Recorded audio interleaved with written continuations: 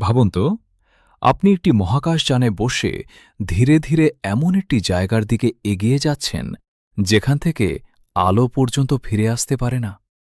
একবার যদি সেই সীমা পার করে ফেলেন, তাহলে পৃথিবীর কেউ আর কখনো আপনার খবর জানতে পারবে না। শুনতে কি সায়েন্স ফিকশনের গল্প মনে হচ্ছে? কিন্তু না, এটি বাস্তব। আজ আমরা জানব মহাবিশ্বের সবচেয়ে রহস্যময় বস্তু ব্ল্যাক হোল সম্পর্কে। ভিডিওর শেষ পর্যন্ত দেখুন।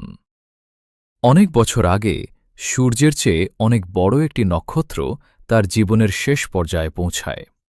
জ্বালানি শেষ হয়ে গেলে নিজের মহাকর্ষের চাপে সেটি ভেঙে পড়ে।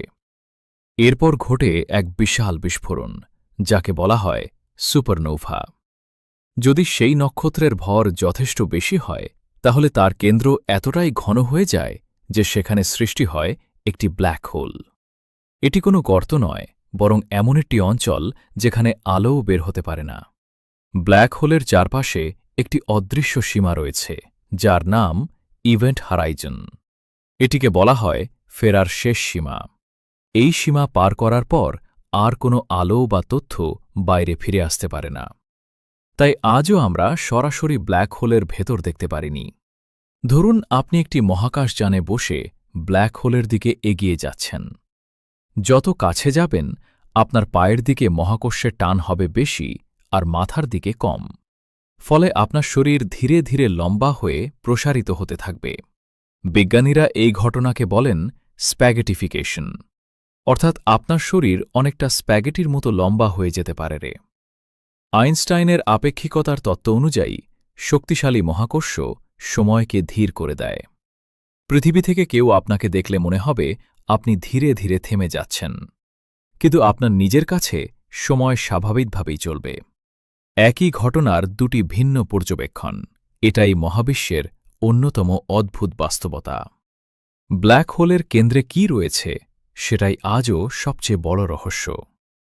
বিজ্ঞানীরা মনে করেন সেখানে থাকতে পারে সিঙ্গুলারিটি, যেখানে পদার্থের ঘনত্ব কল্পনারও বাইরে। কিন্তু সত্যি বলতে আজ পর্যন্ত কেউ নিশ্চিতভাবে জানে না, কারণ সেখানে আমাদের বর্তমান পদার্থবিজ্ঞানের নিয়ম ঠিকভাবে কাজ করে না। প্রায় প্রতিটি বড় গ্যালাক্সির কেন্দ্রে রয়েছে একটি সুপারম্যাসিভ ব্ল্যাক হোল। আমাদের মিল্কি ওয়ে গ্যালাক্সির কেন্দ্রেও এমন একটি ব্ল্যাক হোল রয়েছে, যার ভর সূর্যের প্রায় ৪০ লক্ষ গুণ বেশি। তবে ভয়ের কিছু নেই, এটি পৃথিবী থেকে এত দূরে যে আমাদের কোনো সরাসরি ক্ষতির সম্ভাবনা নেই। ২০১৯ সালে বিজ্ঞানীরা প্রথমবার একটি ব্ল্যাক হোলের ছায়ার ছবি তুলতে সক্ষম হন। এটি ছিল মানব ইতিহাসের অন্যতম বড় বৈজ্ঞানিক সাফল্য।